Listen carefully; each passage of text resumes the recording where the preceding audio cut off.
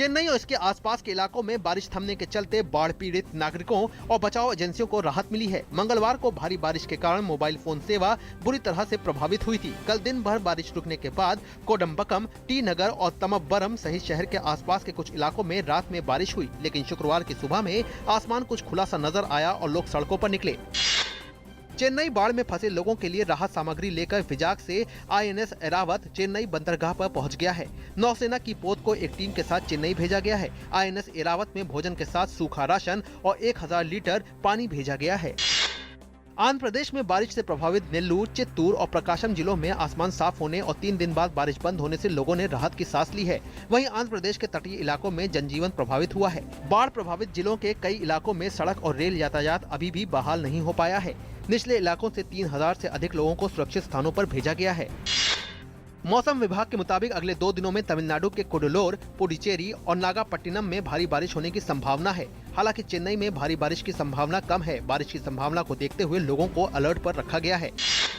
तमिलनाडु की राजधानी चेन्नई में भारी बारिश से आई बाढ़ के बाद सरकार प्रभावित लोगों को हर तरीके से मदद के लिए हाथ आगे बढ़ा रही है। वित्त मंत्रालय ने भी लोगों को राहत देने के लिए अहम कदम उठाया है। बाढ़ के कारण बैंकिंग सेवाओं पर भी खासा असर देखने को मिला है। लोग नकदी की कमी से जूझ रहे हैं। इसको देखते हुए वित्त मंत्री अरुण जेटली ने बैंकों को नाव में ATM चलाने के आदेश दिए हैं।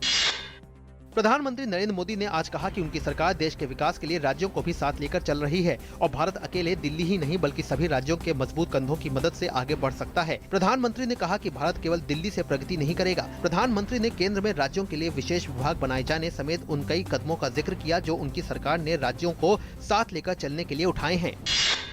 दिल्ली के इस्लामिक कल्चर सेंटर में आज विकलांगता पर एक राष्ट्रीय सम्मेलन का आयोजन किया गया। इस सम्मेलन में निशक्त जनों के लिए विभिन्न विषयों पर चर्चा की गई। सम्मेलन में विशेष रूप से बताया गया कि वर्ष 2022 तक 25 लाख निशक्त जनों को आत्मनिर्भर बनाने के लिए प्रशिक्षण दिया जाएगा। गैर सरकारी संगठन सार्थक द्वारा इस 1 दिवसीय राष्ट्रीय सम्मेलन का आयोजन किया गया। सरकार ने आज कहा कि ब्रॉडकास्ट ऑडियंस रिसर्च काउंसिल के पिछले 6 हफ्तों के आंकड़ों के मुताबिक देश भर में दूरदर्शन के चैनलों को देखने वाले दर्शकों की संख्या 59 करोड़ 60 लाख रही है। इस बात की जानकारी सूचना एवं प्रसारण मंत्री अरुण जेटली ने राज्यसभा में एक प्रश्न के लिखित उत्तर में दी। उन्होंने बताया कि 35 करोड़ 40 लाख दर्शकों के साथ दूरदर्शन पहले नंबर पर रहा। वहीं दूसरे नंबर पर DD पंजाबी और उसके बाद DD न्यूज रहा, जिसके पास 2 करोड़ 10 लाख दर्शक हैं। नेपाल के मधेशी आंदोलन की वजह से भारत की सीमा से सटे वीरगंज से लेकर राजधानी काठमांडू में पेट्रोल, डीजल और रसोई गैस की कीमतें आसमान छू रही हैं। राजधानी काठमांडू में पेट्रोल 400 रुपए प्रति लीटर और रसोई गैस एक सिलेंडर के लिए 10,000 रुपए में मिल रहा है। मिस्र से मिल रही खबरों के अनुसार राजधानी काहिरा में एक रेस्तरां में बम फेंकने की घटना में लगभग 16 लोगों की मौत हो गई। स्थानीय मीडिया के अनुसार ये घटना शहर के अगोजा इलाके में हुई। समाचार पत्र काहिरा पोस्ट के अनुसार 3 नकाबपोशों ने रेस्तरां पर बम फेंके और फरार हो गए। खबरों के मुताबिक एक नाइट क्लब को भी निशाना बनाया गया है। अमेरिका के कैलिफोर्निया में गुरुवार की रात हुई गोलीबारी के मामले में हमलावरों की पहचान कर ली गई है। हमलावर भारी हथियारों से लैस एक युवा दंपत्ति थे, जिन्होंने एक केंद्र में एक कार्यक्रम के दौरान अंधाधुंध गोलीबारी की। एक पुलिस अधिकारी के मुताबिक मुठभेड़ में मारी गई महिला की पहचान 27 वर्षीय तशवीन मलिक और पुरुष की पहचान 28 वर्षीय सैयद रिजवान फारूक के रूप में की गई है। दोनों पाकिस्तान मूल के थे। अमेरिका की सेना में अब महिलाएं लड़ाकू सैनिकों के तौर पर शामिल हो सकेंगी। अमेरिकी रक्षा मंत्री ऐश कार्टर ने ये घोषणा की। उन्होंने कहा कि अब महिलाओं को भी देश की सेना में लड़ाकू सैनिक के तौर पर काम करने के अवसर मिलेंगे। उन्होंने कहा कि महिलाएं सेना में टैंक चला सकेंगी, मोर्टार से गोले दाग सकेंगी और लड़ाई में सैनिकों का नेतृत्व भी कर सकेंगी।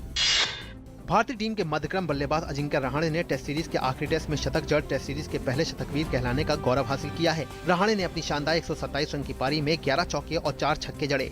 रहाणे के टेस्ट करियर का ये 5वां शतक भी रहा।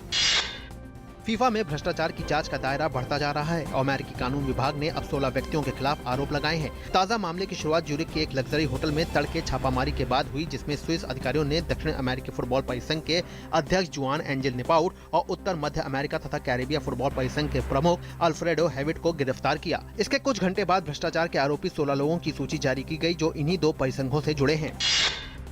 आज 44वां नौसेना दिवस है। देश के प्रति नौसेना की भूमिका और उपलब्धियों की याद में हर वर्ष 4 दिसंबर को भारतीय नौसेना दिवस मनाया जाता है। इस अवसर पर तीनों सेना के प्रमुखों ने दिल्ली के अमर जवान ज्योति पर शहीदों को श्रद्धांजलि दी।